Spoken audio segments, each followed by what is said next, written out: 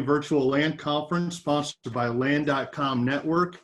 I greatly appreciate everyone, your willingness to attend this new format that was dealt to us, and I think we're all looking for a few aces that we can take out of the next couple days.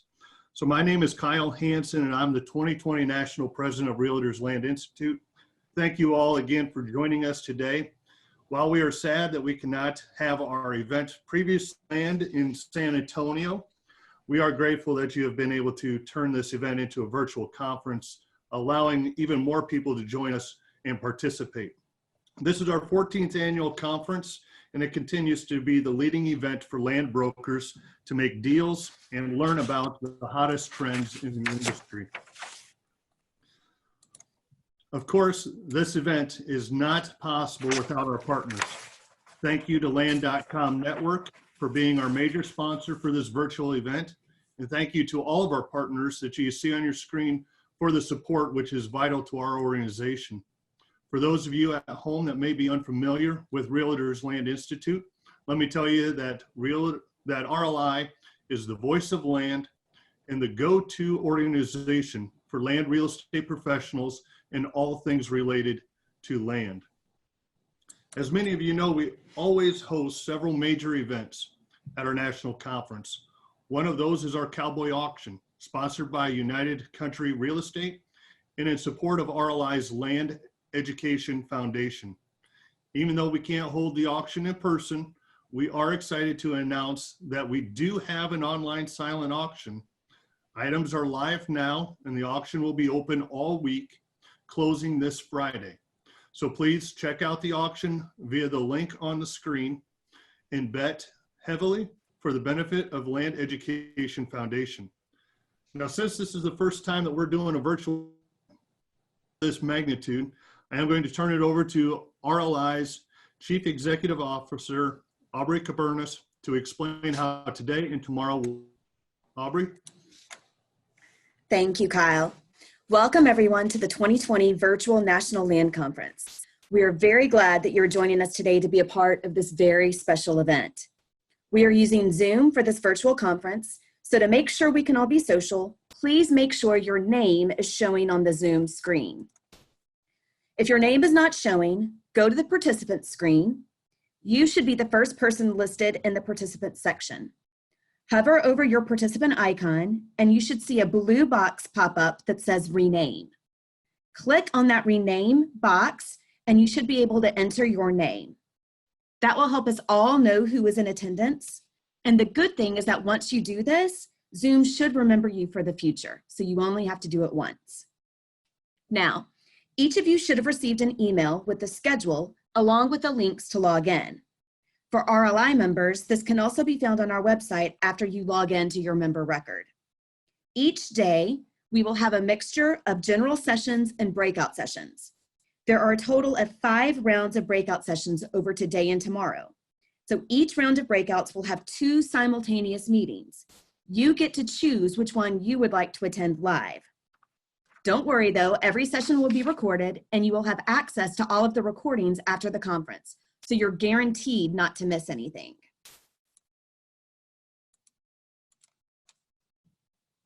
Now, each day we have 2 unique links for you to access the live presentations. One link will be for Channel A, which will include all of our general sessions like this one, as well as one set of breakouts. The other link for the day will be for Channel B, which will only be used for the second set of breakout sessions.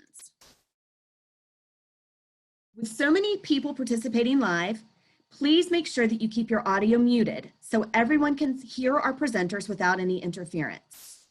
In each session, you will be allowed to ask questions.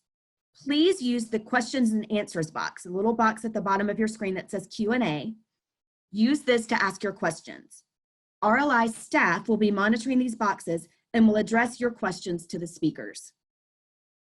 As Kyle said earlier, this is the first time we have done a virtual event of this magnitude, with so many speakers and so many moving parts. Please bear with us. We have tried really hard to make sure everything will run smoothly, but we planned this event in a very short amount of time. So please be understanding if we have any technical difficulties. Now, I would like to bring up our opening keynote sponsor, Joe Michelitz with Discipline Advisors. Joe is going to say a few words, and then he will introduce our keynote speaker. So Joe, thank you for your partnership. Oh, you're welcome, Aubrey, and to everybody out there. I wish we were all in San Antonio and going through a normal RLI event. But anyway, this is great that we can still do this. Yeah, so Discipline Advisors, we've been supporting RLI for, I think, going on 8 years now, and great group of people. We've met a lot of great people, made a lot of great friends, and really RLI as a whole, there's just, you're all really a professional group of people, which is nice. We've been helping a lot of RLI members find alternative 1031 replacement properties. We utilize a lot of Delaware statutory trusts, or DSTs for short. And we have kind of, I guess in the beginning when we first work with RLI or support RLI, we just help a lot of you get listings. And so we're going to have a breakout session here in about an hour or so, and talk a little bit about how we do that. So with that, I want to introduce our speaker, Delaney Howell. And I'm excited to introduce Delaney. She is the host of Iowa Public Television's Market to Market television program. She is also the founder of Ag Culture Media, LLC, which specializes in video production. So she's maybe more familiar with all this stuff than we are.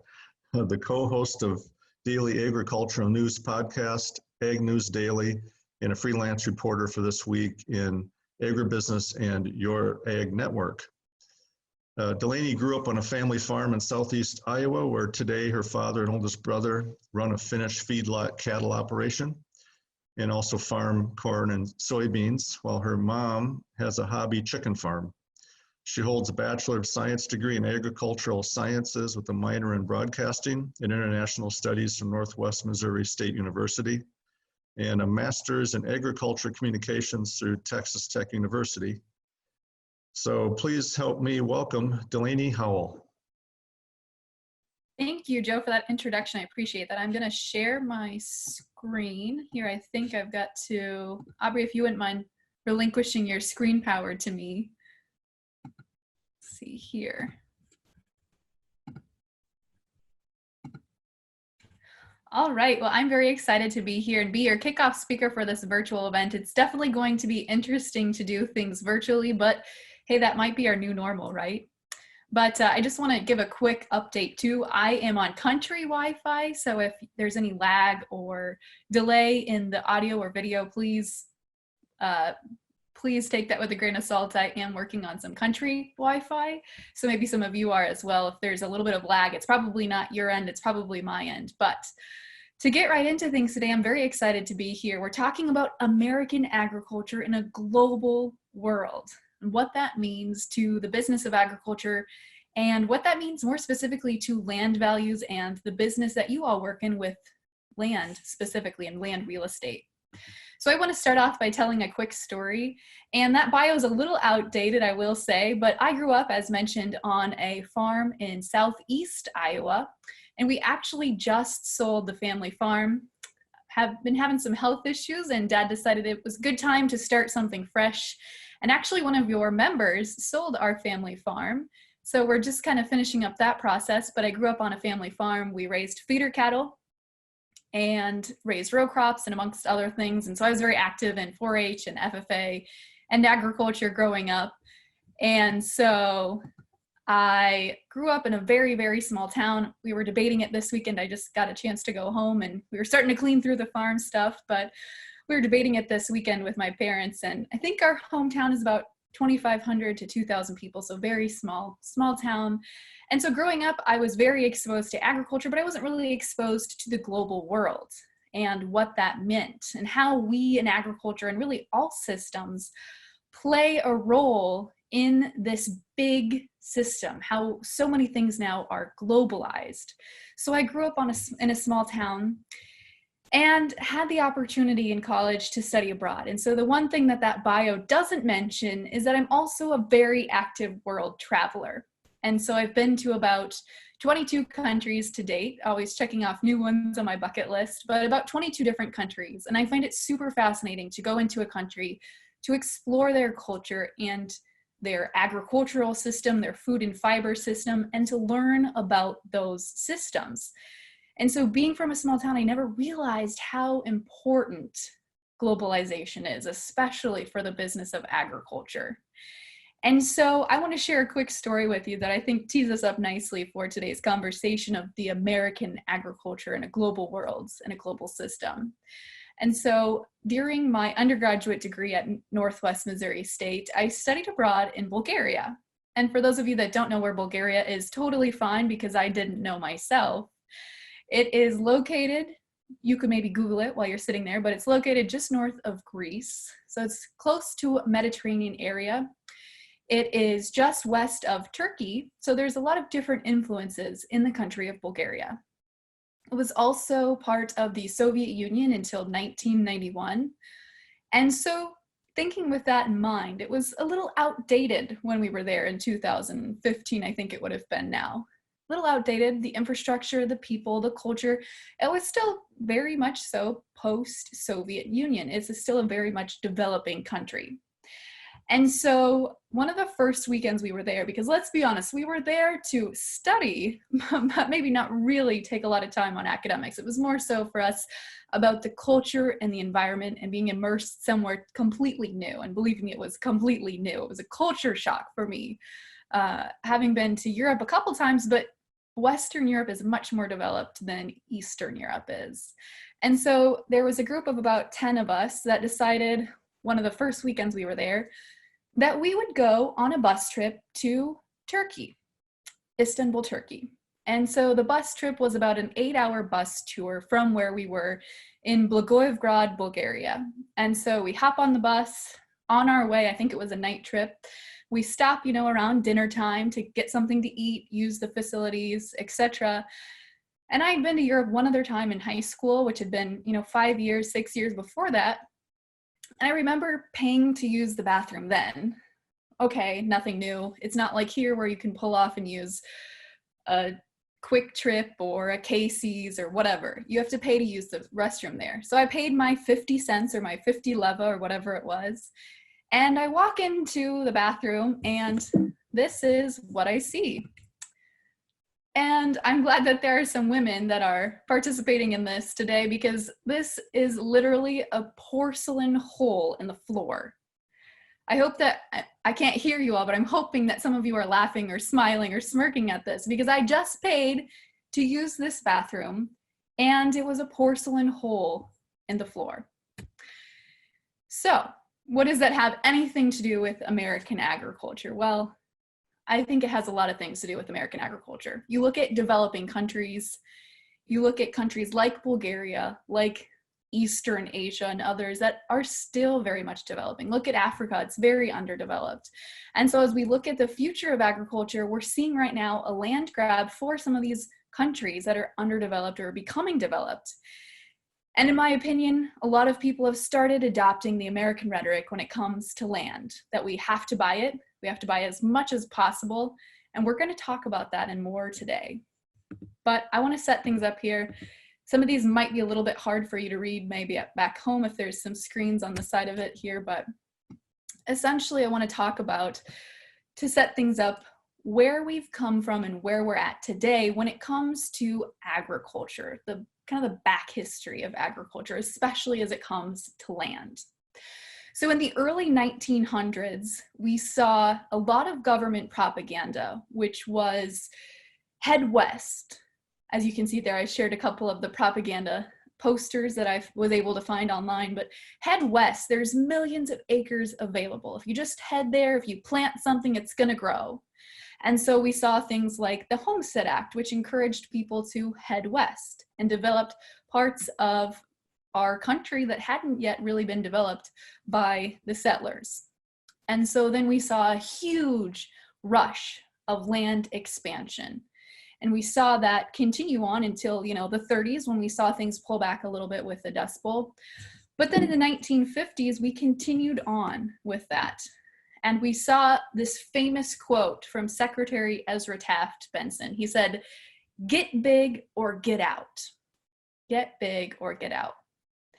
So we saw agriculture start to adapt and start to move towards this bigger production system. We started moving away from having multiple crops and livestock, maybe a smaller farm, to then becoming more monoculture, planting a lot of wheat or corn or soybeans. Then continuing on, we moved into the 1970s and we had Earl Butts's famous quote, which was "Plant fence row to fence row."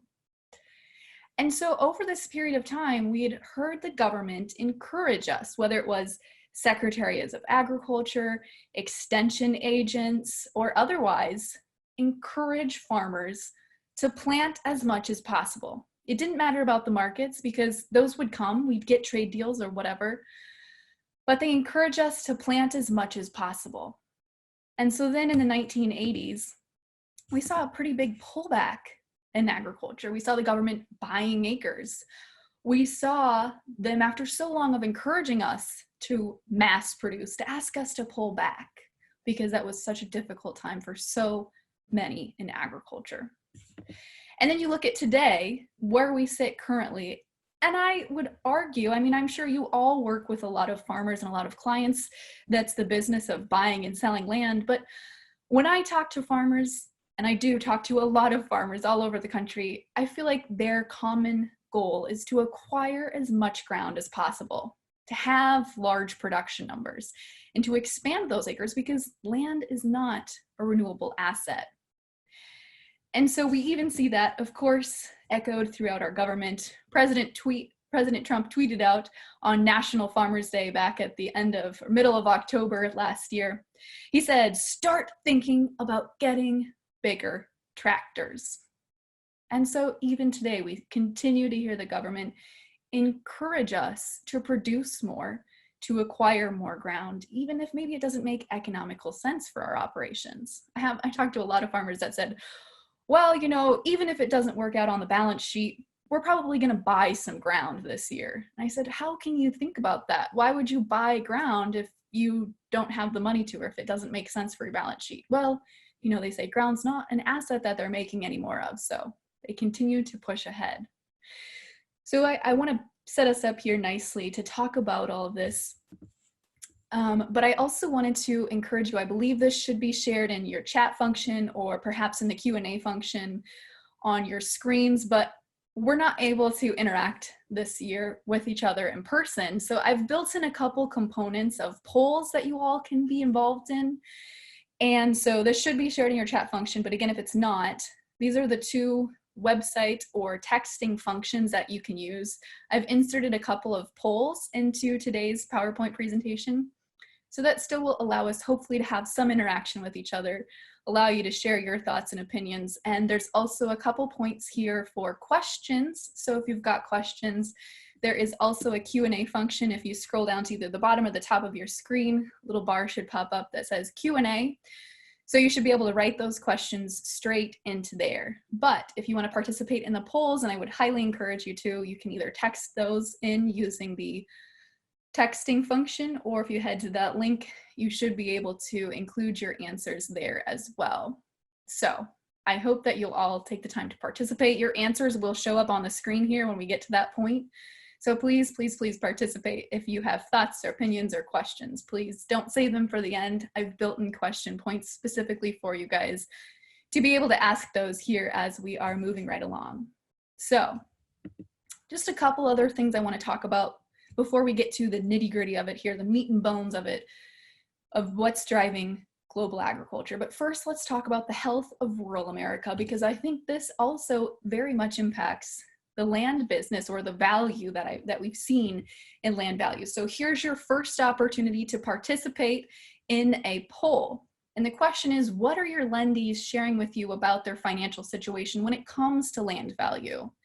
Do you see them saying the same thing that I'm hearing, that they want to acquire as much ground as possible, or otherwise? So this is your chance to go ahead and email in or tweet in or text in your answers here. And again, if you need those, let's see, I'm going to check and make sure that they were shared in the chat function.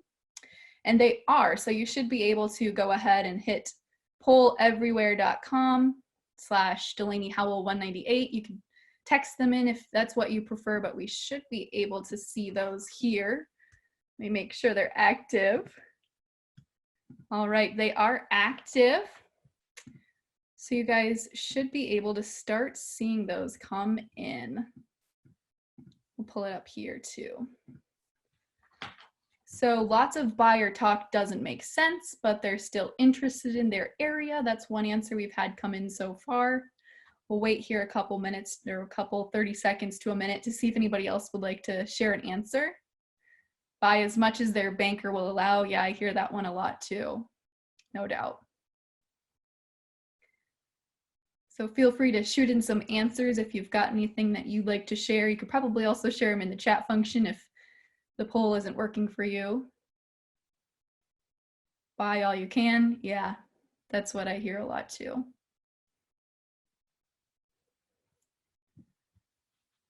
Very neat. Land values do seem to be holding, and that's perfect. I think that sets us up really nicely here to move on and talk about rural America. And so again, these are coming in, these are great. Buy all you can. Land values seem to be holding still. And I think that land values continue to seem to be holding still or holding steady in all parts of the country. I get asked to talk a lot about land values and what's going on in parts of the country. And that's been a common theme that a lot of producers I talk to don't understand. You know, you look at commodity prices and you think about our trade wars and trade tiffs, but land values continue to seem to be holding strong. All right, well, I am going to keep moving on here. I know we only have about an hour. So thank you all. There'll be a couple other opportunities for you to participate in these as well. All right, so let's talk a little bit more about the health of rural America. With that in mind, with producers in mind thinking, why have land values been steady to maybe increasing in some parts of the country? How can I buy as much ground as possible? How will my banker allow me to do that? And in thinking about that, we've got to consider a couple things here. One of those is the rural job market itself, because there are a lot of states that have a lot of issues finding agricultural labor. They know that they want to acquire ground or increase acres or increase their operation, but how are they going to do it without a labor rural force? And so this was pulled here. Just the top 10 states that have a hard time finding rural jobs or rural workers for their rural jobs. And that doesn't necessarily mean that they're all agricultural. It could mean healthcare workers, which obviously we're probably in shortage of right now with COVID-19. It could mean rural teachers, rural bankers, rural real estate agents, but these are the top 10 states as of 2018 that have a lack of rural folks, rural workers who want to work in rural America. And so then on the right-hand side there, you'll see Chapter 12 farm bankruptcies by state. And you'll see that the Midwest, Iowa, Illinois, Missouri, Wisconsin, Nebraska, some of those states, Texas, California, some of those states have had huge influxes in Chapter 12 farm bankruptcies. And then when we see these bankruptcies come to fruition, we see more land up for grab. And we continue to see that impacting the business of agriculture. So it's because of these two things that we have, you know, a shortage of labor, but then we also have a rising increase of Chapter 12 bankruptcies, and we have poor commodity prices. And I get so many producers that ask me, how and why can land values continue to remain at these levels? It's interesting. I want to share just one more quick story and then I promise we'll move on. But I was looking at potentially renting some of my dad's farm ground before we kind of made the decision to sell at least the livestock side of things. I was trying to decide, do I want to take on some farm ground of myself? You know, maybe 100 acres, nothing major, nothing that would completely turn me upside down if the commodity markets didn't turn around. But we were looking at cash rent. And so where my boyfriend's family lives, their cash rent is about $200, $225 an acre. Their production levels, however, are 220, 250, 270 bushels per acre on corn. And then when I was talking to my dad about renting some farm ground from him, they also wanted between 200 and 225 per acre for cash rent. But our production down there was, well, all over the board, really. I mean, some years was 40 bushels per acre on corn. Other years was 150 bushels per acre, 90, 80, I mean, all over the board. So just the ground where I'm from originally is very sandy. It's really probably ideal for growing watermelons, not for growing corn and soybeans. And so it's just phenomenal to look at those two in particular examples of looking at really good farm ground in Northeast Iowa compared to really poor farm ground in Southeast Iowa, and their cash rent value is pretty much the same. And so I think that continues to be a struggle for producers, understanding why has cash rent, if nothing else, been so varied depending on where you live, but it's really, the same in a lot of parts of the country, at least in Iowa in particular. But moving ahead here, we also want to talk just briefly about the US trade balance and the trade deficit, because of course we're talking about agriculture on a global scale. So we've got to look at what's going on a global picture. And so the first graph here just shows over the last really 10 years what the US trade balance has been like. And then on the right-hand side, the other one there is the trade deficit. So the difference between what we're exporting versus what we're importing. And so you'll see it's been pretty varied. 2008 was obviously a pretty rough year, heading all the way into 2019 and 2020 with the trade war with China as well as other countries. And so we're continuing to see the trade deficit be very impacted, especially right now with COVID-19, but I don't want to give too much of that away because that is coming up. So what's driving agriculture globally today? There's a couple different things, and we're not going to spend a ton of time talking about each one of them because I know we only have an hour. But the first one is policy, our trade, our legislation, what's going on domestically versus globally. We've also got a land investment shift, which I think is fascinating and going to spend a little bit more time focusing on that one. We've also got supply and demand of a global world, and commodity markets, amongst other things, as well as a shift going on right now in agriculture. So these are the 5 things we're going to focus on talking about today, spending a majority of our time, I would say, talking about the land investment shift as well as the shift in agriculture, because I think those 2 pieces of the puzzle are probably the most important to your business, and honestly, probably most of the most interesting things going on right now in global agriculture. So global and domestic policy. I want to start here looking at US policy. And for those of you that are looking at the screen right now, looking at this picture, this is a picture of our 116th Congress, the female members of Congress. And this 116th Congress is the most racially, ethnically, and culturally diverse group that we've ever seen in the history of the United States. You can see there, looking at that picture, there are a lot of different people, a lot of different looks to these people. And so why does that matter to the business of agriculture? Well, there's been a lot of research done that shows because of this diversity in Congress, as well as just Washington, D.C. in general, we continue to see more and more political divide between our 2 political parties. And so when you think about Congress in particular, having the most racially, ethnically, and diverse backgrounds, they're bringing all of those backgrounds with them to Congress, having different ideas about animal agriculture or the way that crop insurance or crop subsidies should work. They all have their own perception, opinions, and experiences and backgrounds. And so they're bringing all of these ideas with them into Congress. And not only that, but like I said, there is actual research showing right now that we continue to become more and more politically divided. Pew Research has done multiple years of studies. Basically every 10 years, they do a big study looking at where we lie politically as Americans. And so you'll see in 1994 there, the median Democrat and the median Republican were still pretty close to being moderates or leaning more towards the middle as opposed to right or left wing. Then you look at 2004, 2014, we had huge shifts going on. moving further and further away from the middle.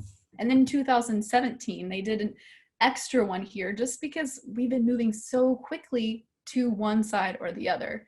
In 2017, we saw, of course, the most divided political system that we've ever seen. Republicans leaning further to the right and Democrats leaning further to the left. And so why does that matter for our political system? Well, as we see that diverse Congress right now, we see people leaning further and further from the middle. That makes it harder to enact legislation. When you feel very strongly about this or very strongly about that, and we continue to be more and more divided as Congress. Let's just take the 2018 Farm Bill, for example, which didn't get passed until 2019. We continue to see them argue and fight. And maybe I have a more pessimistic view about Congress being out there and talking to legislators, but it's just harder for things to get done when political viewpoints become further and further leaning from the middle. And that's not my opinion. It's just the fact of what's going on right now in the US as we continue to see the shift and change. And more so, but this year's presidential rally has definitely been an interesting one. Being in Iowa, we get bombarded with all of the primary and caucus stuff. And so this one was definitely an interesting one for the Democratic side of things. We saw kind of I guess people thought he was going to be the black horse here at the end of the race. Mike Bloomberg jumped in and infuriated a lot of farmers. I was very actively watching this on Twitter and Facebook as this all popped up, but Mike Bloomberg came in and said, anybody can be a farmer. It takes more gray matter to work tech. And, he went on to say, which in his defense, he said, this was a couple years ago. It was taken out of context, etc. But then he went on to say essentially that, and I'm paraphrasing, but he went on to say that all you do is you plant a seed, you water it, you harvest it, etc. Farming is not a hard task to do. And so that made a lot of people in rural America unhappy. And then we saw things like Alexandria Ocasio-Cortez, Congresswoman Ocasio-Cortez, who's an East Coast senator and freshman senator. And she stepped in and said, the Green New Deal, it was her way to make a name for herself. She stepped in and said, let's put together this Green New Deal. And so for those of you that don't know what that is, it was essentially a piece of legislation to address climate change. And so not in the actual bill's text itself, which didn't even make it to a vote, by the way, but in the supplemental text that was released on her website, she goes on to discuss agriculture and how we in agriculture need to address not only climate change, but more specifically our farting cows. And so you'll see here, I like this comic. I think it's kind of funny, but I grew up on a cattle farm and I never once heard a cow fart. They burp, which is how they actually do release their methane or whatever in very, very small percentages. But we saw her create this whole hubbub around the farting cows, and people outside of agriculture or those Congress folks that didn't have an idea about agriculture beforehand then were taking into consideration the things she was sharing and perhaps maybe not the most accurate. But we see people continue to be more divided. We see them sharing things like this that don't make a lot of sense, and we see them enacting policy that affects the business of agriculture. But then when we turn our attention globally to trade, that's another story to talk about. You'll see here just the top 6 trading partners for the US.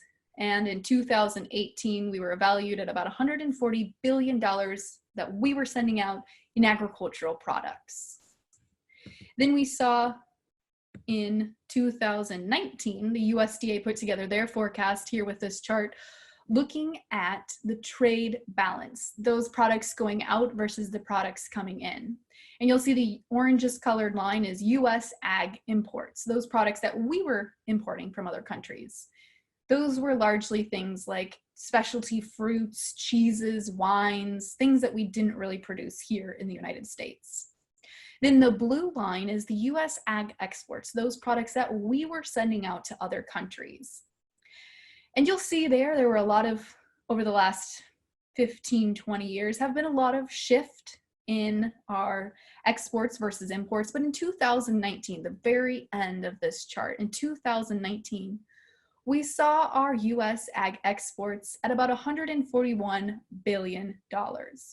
We saw our US ag imports at $127 billion, meaning we had a trade surplus of about $15 billion, which was still good. It still meant we were sending out more products than we were bringing in, but it was the smallest trade surplus since 2006.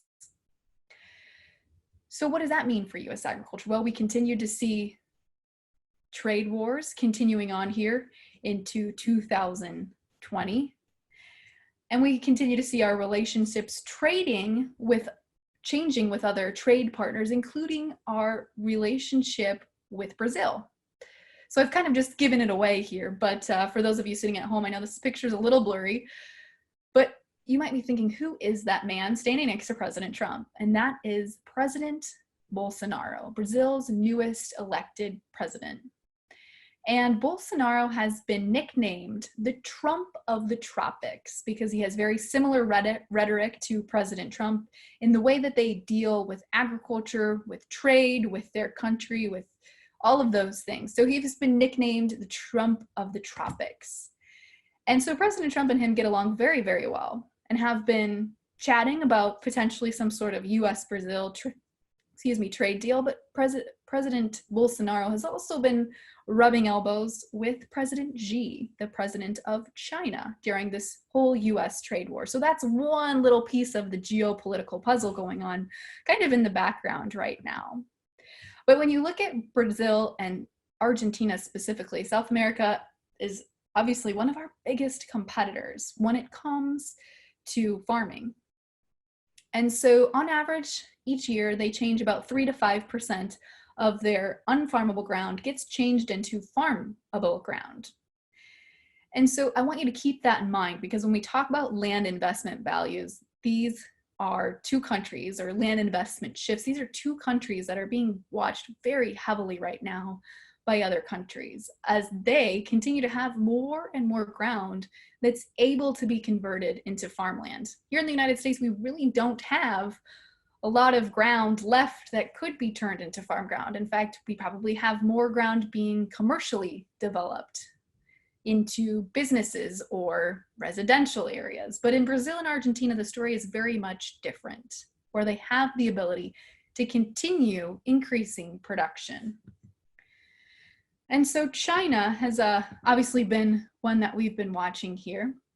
And China is a very, very interesting country when it comes to social and cultural and economic values. Obviously, China is a communist country, so they do things very differently than what we do here in the United States, but they have a different mindset about things. Because they're a communist country, they consider their president, President Xi, the commander of everything, COE of China, the commander of everything. And so they call him the commander of everything because they're a communist nation. If he decides he wants to continue being their president, he will continue going on being their president. They don't have elections every 4 years. They don't have to worry about who's going to be their next leader. And it creates a different kind of structure, a different kind of political system than what we have here in the United States. And so China is moving ahead. They're looking at the future. They've seen the writing on the wall, unfortunately, I think, that the United States is no longer going to be their #1 trade partner. And so we continue to see China pushing ahead, pushing the envelope on their agricultural system, on their trading system, on their economic system, because they're focused on the future. And this is all, I'm teeing this all up for when we talk about land investments, because China's a big part of this picture. But China continued. We've got, of course, the phase 1 trade deal going on right now. And this chart that you'll see, and all of this should be available later on. So if you miss anything I say, you can go back and rewatch later.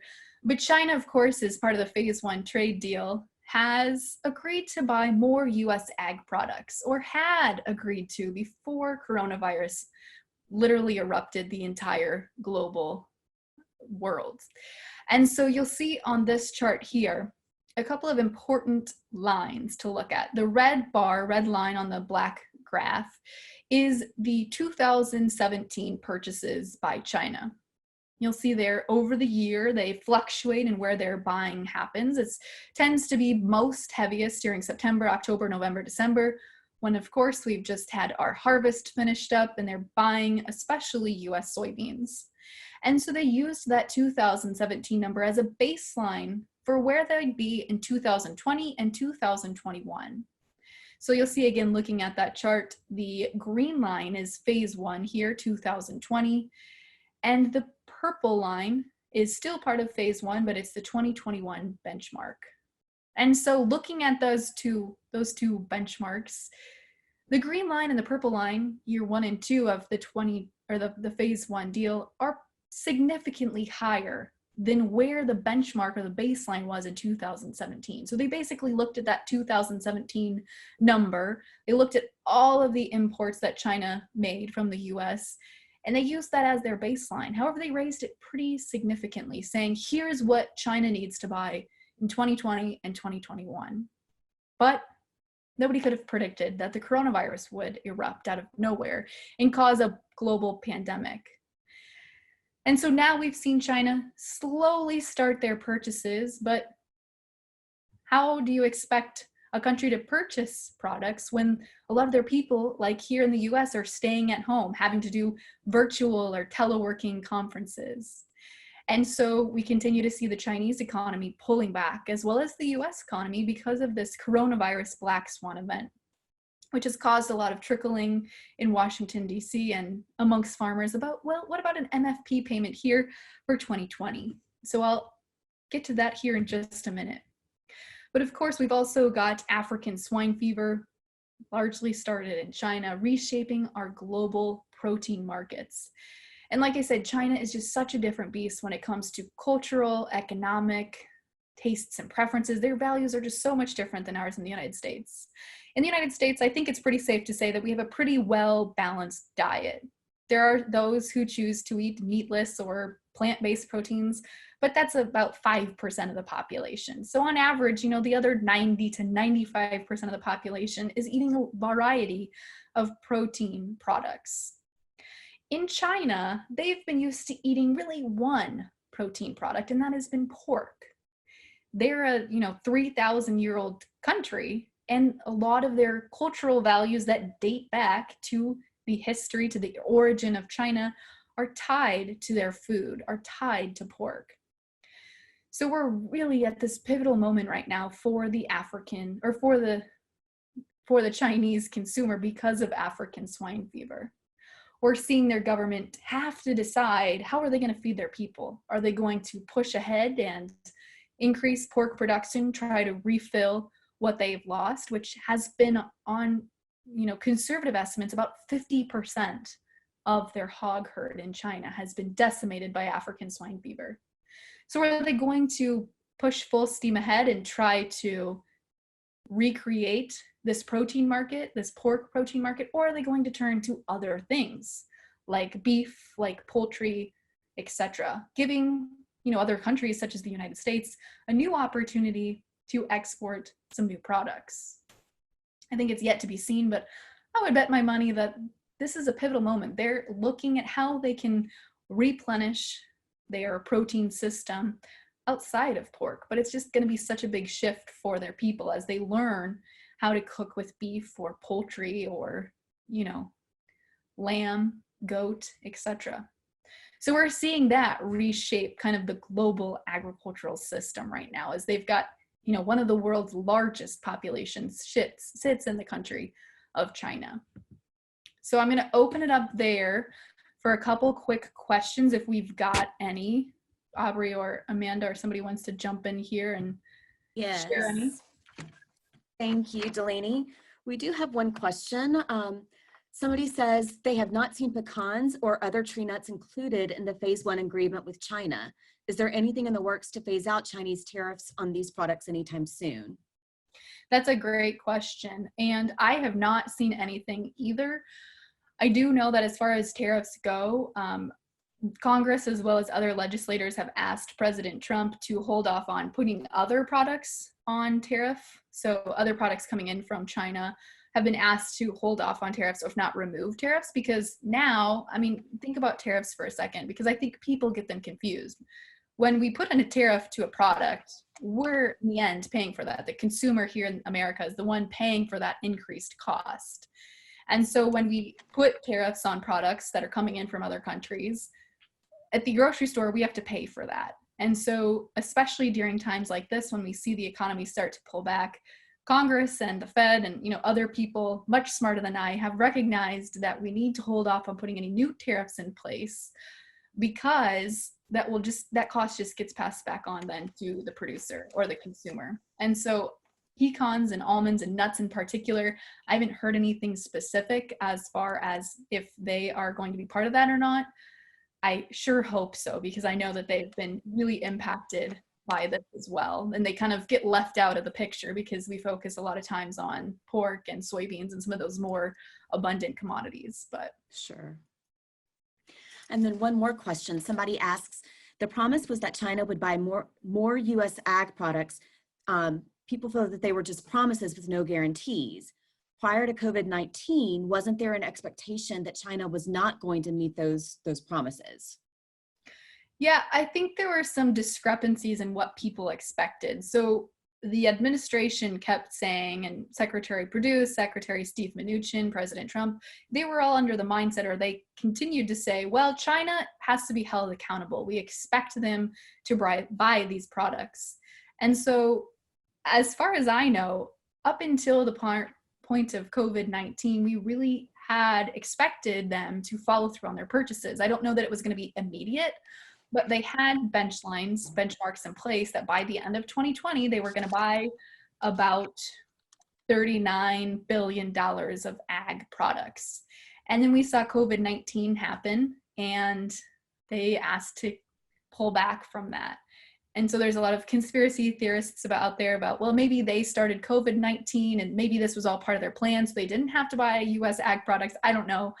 I'm not going to get into that too much, but it was very convenient for them that right when we expected them to start picking up their US ag product purchases, we had this global pandemic that made the whole global economy pull back. All right, so I will continue on here, because I think this has been teed up very nicely to talk about land investments. And so looking at land investments, which country, you can think about this at home since you can't talk to me in person, but which country do you think is the US's largest foreign purchaser or investor when it comes to land or real estate? And if you're thinking China, you were absolutely correct. So the one thing I kind of glossed over there when talking about China was their Belt and Road Initiative, which has been China's idea that's been lots of years in the making to connect them with trading partners in Europe, in Africa, and in other countries, building roadways, building railroads, building a transportation system to allow them to trade with other countries besides the United States. And so then we see China coming in and not only investing in infrastructure, but we also see them investing in land. And so I found this really interesting article on The Economist's website. It's called Buying Farmland Abroad, Outsourcing's Third Wave. I would highly recommend a read for it. It's called, again, Buying Farmland Abroad, Outsourcing's Third Wave. And so essentially it goes in to discuss that we've had basically three major waves of outsourcing in the global world. And so the first one was manufacturing in the 1980s. Then we saw information technology in the 1990s. So essentially it meant outsourcing, sending the manufacturing abroad or sending information technology abroad. And now here we are kind of in the middle of a third great wave, as you look at countries like China investing in foreign farmland.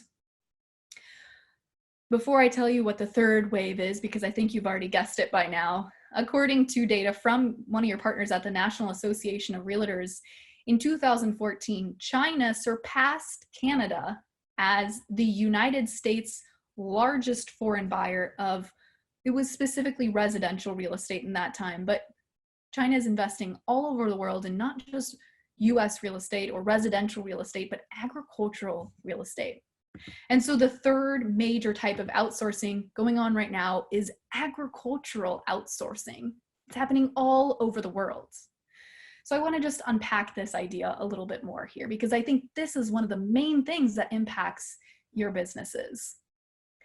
And so as we see this new type of outsourcing going on, this Economist article was super fascinating to lay this all out for you. And so essentially we look at what's going on right now with farm ground. Again, it's not a renewable asset, as we talked about earlier, or you talk about with maybe some of your clients. And so there's a land grab happening, and maybe more so not even a land grab, but a water grab, because that's another resource that's not a renewable one. And so as you look right now on the global scene, land grab or water grab is going on all over the globe. And so some of it's happening in the US and elsewhere, but a lot more of it is happening in underdeveloped countries like Bulgaria, like Africa, or Southeastern Asia. And so we see countries like China, the United States, Germany, France, Russia, the developed countries coming in, stepping in, and buying ground in other countries. Why are they doing that, you might ask? Well, let's talk about that 2050 statistic that I'm sure we've all heard, or 2050 or 2040 is really the benchmark here as we look at global population. Because by 2050, we're expected to have about 10 billion people on Earth, with no more, of course, ground than what we have right now. So how are we going to feed those people? How are countries like China or India with 1.3 billion people going to feed all of those people without having some sort of agricultural ground or residential area to send people to live on? So we're seeing this new type of outsourcing when it comes to farm ground in particular. And so between 15 million to 20 million hectares of farmland have been developed in poor countries since about 2006. To put that in perspective, since 2006, we've seen about the size of France plus Germany's farmable ground combined developed by foreign investors in other developing countries. And I think what's more notable is not the amount of land, but the value of that land that has been outsourced and purchased. And we've seen about 20 to $30 billion worth of ground bought up or snapped up by foreign investors since about 2006. So this marketplace is a huge market. I mean, who would have ever thought that by 2020, we'd maybe be dealing with foreign investors or foreign clients? And this is happening all over the world. It's happening with private companies, with the government. Public companies are purchasing land and grabbing it up. And they're buying massive amounts of real estate for ag, for commercial, for manufacturing, etc. So I want to insert another quick poll here. How many of you have had sales or interest of sales from foreign purchasers? And you can text that in, or of course go online there and share what you've been hearing. That could be a foreign investor that's reached out to you, or maybe a third party that's reached out to you on behalf of a foreign purchaser.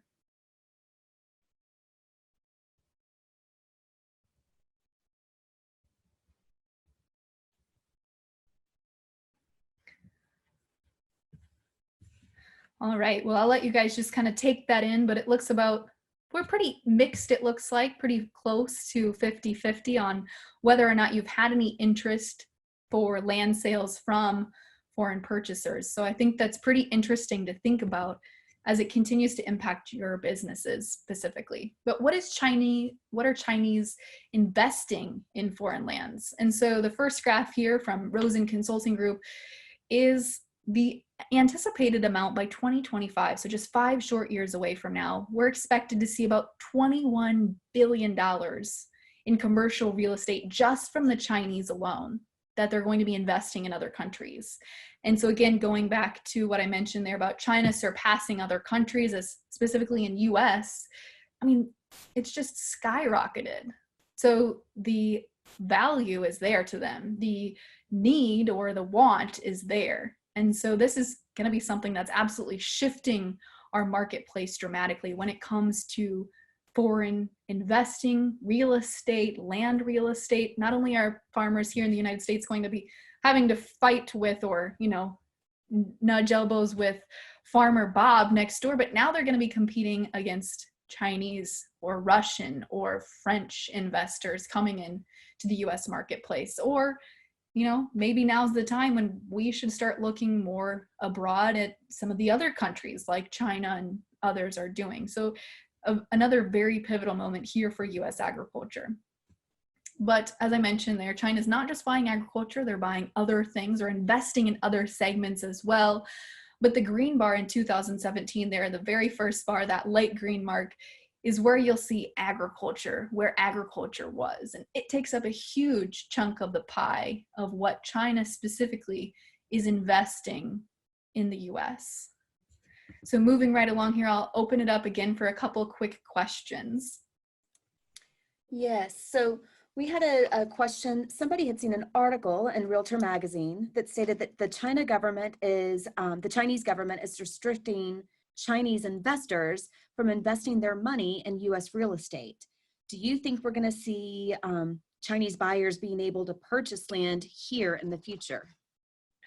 I think that's going to be an interesting one to see, because obviously China wants to keep a lot of their money and their currency within their borders. But again, looking at their global population, at some point they're just not going to have enough space or enough agricultural space to grow and produce what they need for their people. So I think it might be something short term.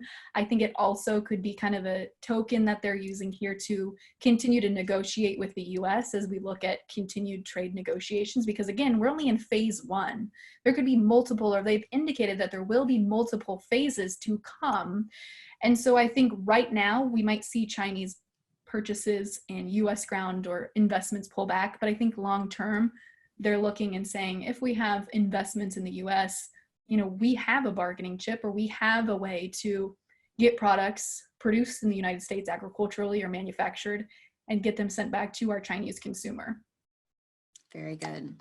And you said a moment ago that there's this race to purchase land and water rights and things like that right now. So what is being done domestically to incentivize US owners to purchase these lands? Well, I think there's a lot of different programs out there, such as beginning farmer programs.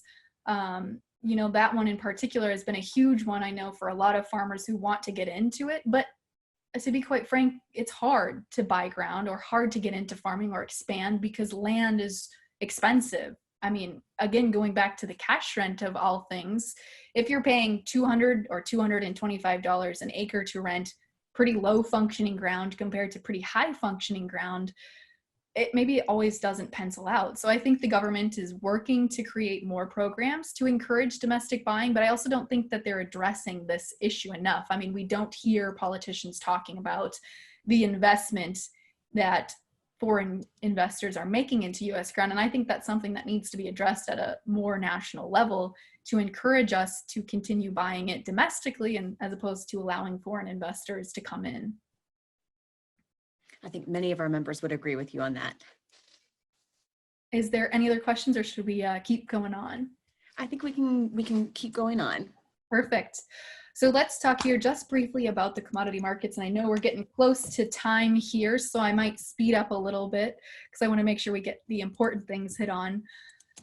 But when I sat down and wrote this, I felt like I was back in Ag Econ 101 that I took my freshman year of college. And what's commodity markets moved by? Supply and demand. We talk about weather, consumer tastes and preferences, and then black swan events like the coronavirus. And so I will insert here one other poll. It looks like a couple people already answered it online there, but why do you think that land values have remained stable despite the drop in commodity prices? And again, this is a question I get from a lot of producers, perhaps you do as well, or a lot of farmers and ranchers that say, why have land values remained stable even though commodity prices as of the last 2 years really haven't been favorable for having increased land values or increased cash rent values? So you guys can go ahead there and share your answers on the polling site, and you'll be able to access these after we're done. So if you want to continue looking at these answers, you can see them there as well.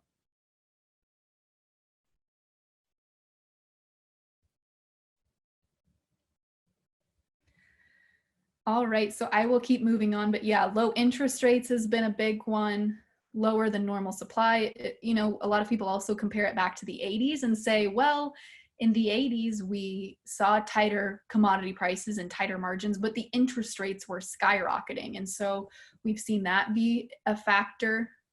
Demand, limited supply, all sorts of different things that have been impacting why we continue to see land values remain stable. But moving right along here, I'm not going to spend too much time talking about this, but I get a lot of producers that say, when are commodity markets going to rally? And I'm not a technical trader. I can't predict that for you. I can say here are some statistical patterns or historical patterns that show when corn and soybeans are going to rally.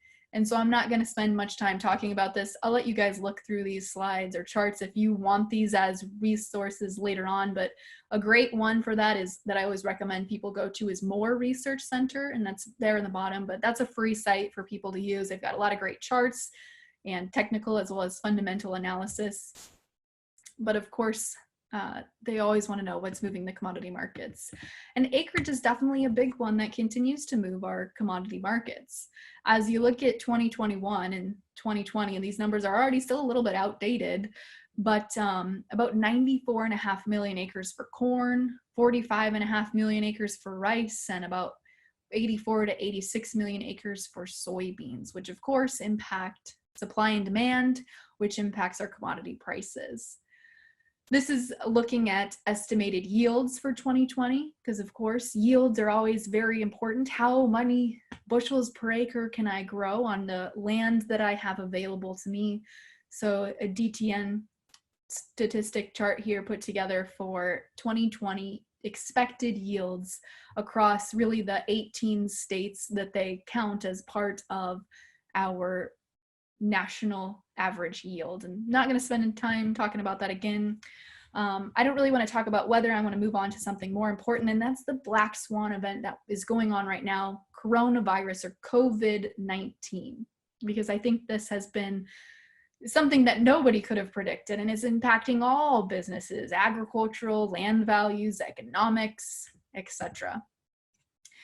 So when we look at the impact that the coronavirus has had on the stock markets in particular, you'll see here, this was pulled from Bloomberg from about January, beginning of January, which is really when I remember kind of first hearing about coronavirus in the news, until about the last week here in March. We've seen the stock markets just react so crazily, because when we have something like a global pandemic, it causes a lot of uncertainty and a lot of fear. How long are we going to be stuck at home? How long will the economy be shut down? And so we've seen stocks trying to bite through, manage this information as it comes. And so then I think this is just absolutely crazy to think about when you look at the Dow Jones in particular. We saw in March 16th of 2020, you'll see it, the yellow bar there up in the top left corner, March 16th of this year, so just about what is today, about 2 weeks ago, we saw one of the worst days in the Dow Jones over the last really 20, 30, 40 years. We saw one of the worst days that the Dow Jones traded. It dropped about 12% in just one day on that March 16th, 2020. Then we turned around and did a complete 180 and had one of the best days since 1993. So in 87 years, we had one of the best days, the biggest moves in the Dow in one trading session. And so a lot of traders were eagerly waiting, maybe some sort of stimulus package that we would see the Trump administration pass. And we did finally see that passed last week. We saw about $2 trillion passed to be essentially a bailout or an economic stimulus package for all sorts of industries. And so again, thinking back, MFP 2020, I promised you we'd revisit that. And so this $2 trillion stimulus package that was passed last week. Includes, of course, if you've heard it, about $1,200 per person if you make under X amount per fiscal year, which I believe goes off of your 2018 taxes. We also saw about $30 to $50 billion is earmarked to replenish the credit or the Commodity Credit Corporation Fund, the CCC fund, which is the money that gets booked or ear-notched for market facilitation payment programs. And so I remember talking about this to producers, in January when we still had meetings. I said, I think this coronavirus thing, unfortunately, is going to result in, mass confusion, mass uncertainty, and will result in another MFP payment. And we haven't for sure gotten word from the government whether or not we will receive another market facilitation payment program, but the funds are now reallocated to have another year of that fund. And so I thought this was a fascinating picture. I don't know if you've been to the grocery store in the last couple of weeks, but because we've seen restaurants shut down, we've seen schools shut down and grocery stores have limited hours, we've seen churches shut down. I mean, anybody where there's a big group of people have had to shut down, and that's bad for the economy. And so we see in the grocery store things like this, where all of the prime cuts or all of the great cuts that we're used to eating are just flying off the shelves. And so this is creating something that, I never thought we would be able to predict. And we've seen really accelerating meat markets here over the last really 2, 3, 4 weeks. And so this was pulled from the National Association of Meat Institute. They put this chart together, but look at really the last 4 weeks until the last week ending March 15th. And we've seen meat sales skyrocket because people can't go out to eat. And so again, thinking about what are people going to do whenever this all blows over, and we don't know when that will be, but when this quarantine or stay-at-home order is over, think about what people are going to do. They have maybe not been working for 2 or 3 months, so they might have a lack of cash or capital, but they've also been trapped at home and having little human interaction or little human contact. So in my opinion, here's the 2 things I think we'll see happen once we get through this stay-at-home and quarantine order. I think 1, we'll see a huge short-term influx of people going out to eat, spending money on vacations or experiences or whatever, and then we're going to see that pull back because, again, those people haven't had, or some people haven't had income, or maybe a smaller set of income than what they would have had if everything had been or remained open. And so then we look at, 2, 3, 4, 5, 6 months after all of this kind of goes away, and I think we see the economy start to pull back. So what will that do for land prices? Will we head into some sort of economic recession? I think that's definitely a possibility. We're seeing the feds and the Trump administration float money into the government or into the economy to hope that that doesn't happen. But we're really in a very volatile period right now. And I know we're about out of time, so I want to leave it back open for questions again. So I'm going to end it here, end it a little bit early, but think about what you are itching for. I keep talking about with my friends and family, like, where's the first restaurant I'm going to go eat at once this is all over? And, I enjoy eating steak and going out to eat and all of that stuff. And I think a lot of other people do too. And so I think we're going to see, like I said, I think we're going to see the economy surge very short term, maybe have, unfortunately, people pick COVID-19 up again if we're seeing a lot of people leave their homes. And then I think we see the economy pull back. And we're going to see that impact our agricultural commodities, hopefully in a good way, as well as our land prices and other things. But to end you with a positive note before I open it up for questions here, when you look at pandemics or you look at global recessions or times when the economy pulls back, that generally poses to be a positive time for agricultural markets. So this is, again, some technical charts, but I think these are more important, and hopefully you can see my cursor here. But as you look at about 2008, we saw in the grain markets in particular, we saw them explode during the 2008 recession. And so I know we've been in a kind of down cycle here for agriculture because of trade and weather and commodities and all of that other stuff. But during times of economic recession for most of the general economy, agriculture thrives. We are able to see more volatile commodity markets, which some people don't like, but it gives you the opportunity to price grain or price your product at a higher rate, because we see those people who maybe used to trade stocks and equities and bonds see that those are pulling back, or that those are not going to be a cash cow, and they invest their dollars, the specs or the funds that are trading the market, they invest those dollars into the agricultural commodity markets. And so we're, again, at this point, we're pivotal. We're watching a pivotal moment here happen as we continue to watch coronavirus continue on and create uncertainty in our economic system. But if we do see some sort of economic recession and pullback in the general economy, agriculture should, asterisk there, but should be able to thrive during these pivotal moments. So I know I'm about out of time. Aubrey or Amanda, I'm going to open it back up for a couple other quick questions. Sure. Thank you so much, Delaney. You just mentioned how you think COVID-19 is going to affect agriculture overall. Do you think this is going to be a permanent shift, or do you think it will die down after the media finds something new to focus on and people are able to get out and go around again?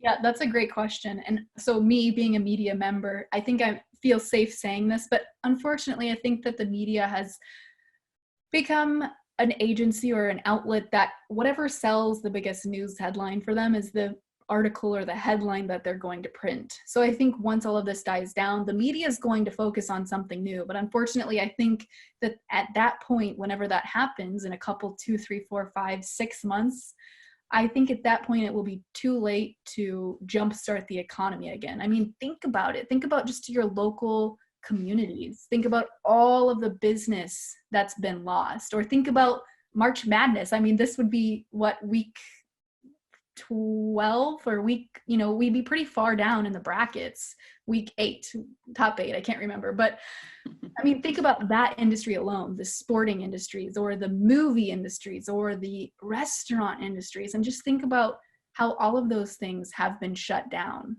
and have had zero business or little to zero business, and could for 2 or 3 or 4 months. And so I think the media is going to find something new to focus on, but I think unfortunately at that point, the damage will be done to our economy. Agreed. And so we have another question. Do you think that, given everything going on right now, do you think that land lots, the sale of land lots, will surge during this time period? And do you think this will allow future builds to increase? I think that's going to be an interesting one to see, because I think that land lots will come up cheaper because they're going to want to get some of those assets off of their hands. But who's going to have the funds or the capital to invest is going to be my question there. Who's going to be willing to stick their neck out on the line when we see potentially the economy coming to a close or coming to a halt, and people spending, once the quick surge is out, but people spending less money. So I think it's going to be interesting to see who's willing to step out there and make those investments when we see the rest of the economy pulling back. Agreed. And to that point, we had one person make a comment that, right now, local farm credits are flush with bond money and they're ready to loan, but everywhere we're seeing delays in funding, delays in the process because of so much uncertainty in the marketplace right now. And I think we're all seeing that no matter where we are. Yeah, and in talking to some farmers, beginning farmers or farmers who are hungry for ground or more production, I mean, we've even had this discussion amongst family members, but it's like, now is the ideal time for agriculture to snap up ground or make big purchases or buy loans, because interest rates are cheap. People are willing to loan money to continue to hopefully get the economy back on track here. So I think now is a great time for agriculture to invest. If you've got the capital or if you've got the capability to expand, now is a good time to do that. That is so true. Well, Delaney, thank you so much. You have done an excellent job addressing American agriculture and the global market, especially considering these unusual conditions that we're all facing right now. So thank you so much. We greatly appreciate you joining us today. Absolutely. Thank you so much for having me. Thank you.